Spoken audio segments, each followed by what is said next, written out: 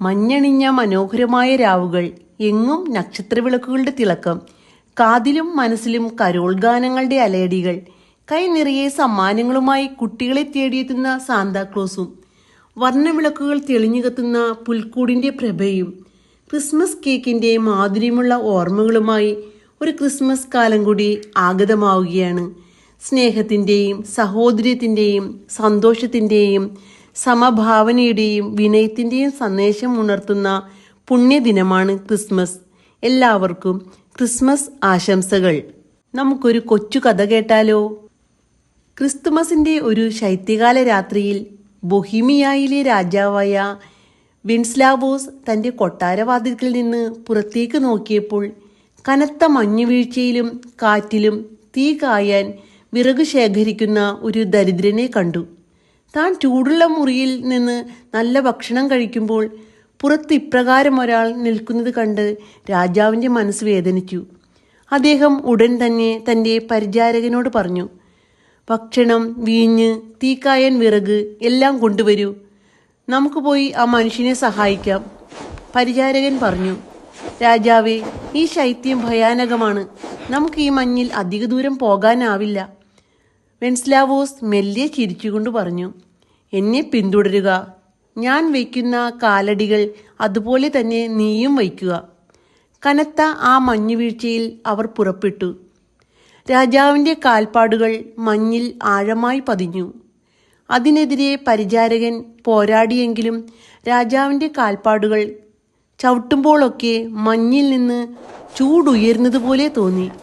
പരിചാരകന് പുതിയ ശക്തി കിട്ടി. ഭയമില്ലാതെ അവർ രാജാവിനെ പിന്തുടർന്നു. അവസാനം അവർ ദരിദ്രന്റെ കുടിലെത്തി. വെൻസ്ലാവോസ് അദ്ദേഹത്തിന് കുടിക്കാൻ വീഞ്ഞും കഴിക്കാൻ ഭക്ഷണവും തീ കായാൻ വിറകും നൽകി. രാജാവ് തന്നെ കാണാൻ ഇങ്ങനെ വരുമെന്ന് ആ മനുഷ്യൻ ഒരിക്കലും കരുതിയില്ല.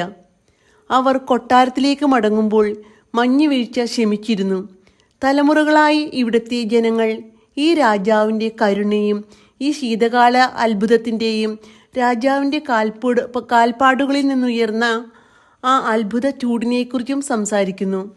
സെന്റ് വെൻസ്ലാവോസിന്റെ കഥ നമ്മെ പഠിപ്പിക്കുന്നത് യഥാർത്ഥ സ്നേഹം ധൈര്യത്തിൻ്റെയും സ്നേഹത്തിൻ്റെയും ത്യാഗത്തിൻ്റെയും വഴി കണ്ടെത്തുമെന്നാണ്. ദരിദ്രരോടുള്ള കരുതലിന് പലപ്പോഴും അസൗകര്യത്തോടുള്ള വഴികളിൽ നടക്കേണ്ടി വരും. ആ മണ്ണിലെ അത്ഭുതം നമ്മോട് പറയുന്നത് ക്രിസ്തുവിൻ്റെ പാതയിലൂടെ നടക്കുമ്പോൾ നമുക്കുള്ളതിലധികം കരുത്ത് ലഭിക്കുമെന്നാണ്. പരിചാരകന് ചൂട് ലഭിച്ചതുപോലെ ക്രിസ്തുവിൻ്റെ കരുണയുടെ കാൽപ്പാടുകളിലൂടെ നടന്നാൽ നമ്മുടെ ജീവിതത്തിൽ ശൈത്യകാലങ്ങൾ ഒരുക്കുന്ന ഭയം, സംശയം, ദുഃഖം എന്നിവ തരണം ചെയ്യാനുള്ള കൃപ നമുക്ക് ലഭിക്കും. ഈ ക്രിസ്മസ് കാലത്ത് നമ്മുടെ കണ്ണുകൾ പുറത്തേക്ക് നോക്കാം. ആരെങ്കിലും ബുദ്ധിമുട്ടുന്നുണ്ടോ? ആരെങ്കിലും ശാരീരികമായി മാനസികമായി വേദനിക്കുന്നുണ്ടോ? അവരിലേക്ക് കാരുണ്യത്തിൻ്റെ ഒരു ചുവട് വയ്ക്കുമ്പോൾ തന്നെയാണ് അത്ഭുതം ആരംഭിക്കുന്നത്. ചെറുതായെങ്കിലും നമ്മൾ ചെയ്യുന്ന ഓരോ ദാനപ്രവൃത്തികളും, ഒരു സന്ദർശനം, ഒരു നേരത്തെ ഭക്ഷണം, മൃദുവായൊരു വാക്ക്, സ്നേഹത്തോടെയുള്ളൊരു നോട്ടം, ഒരു തലോടൽ എന്നിവ ഈ ക്രിസ്മസ് കാലത്ത് നമുക്ക് ഓരോരുത്തർക്കും മറ്റുള്ളവർക്ക് ചെയ്യാൻ പറ്റുന്ന പുണ്യപ്രവൃത്തിയാണ്. ക്രിസ്തു നമ്മുടെ കൂടെയുണ്ടെന്ന് മറ്റുള്ളവർക്ക് നമ്മുടെ ഓരോ കൊച്ചു കൊച്ചു നന്മ പ്രവൃത്തികളിലൂടെയും നമ്മെ നോക്കി പറയാൻ സാധിക്കുന്ന ഒരു മനോഹരമായ ക്രിസ്മസ്, സന്തോഷത്തിൻ്റെയും സമാധാനത്തിൻ്റെയും പ്രത്യാശയുടെയും ക്രിസ്മസ് രാവ് എല്ലാവർക്കും സ്നേഹത്തോടെ ആശംസിക്കുന്നു.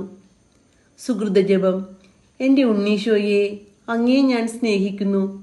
എൻ്റെ ഹൃദയത്തിൽ അങ്ങ് രാജാവായി വാഴണമേ.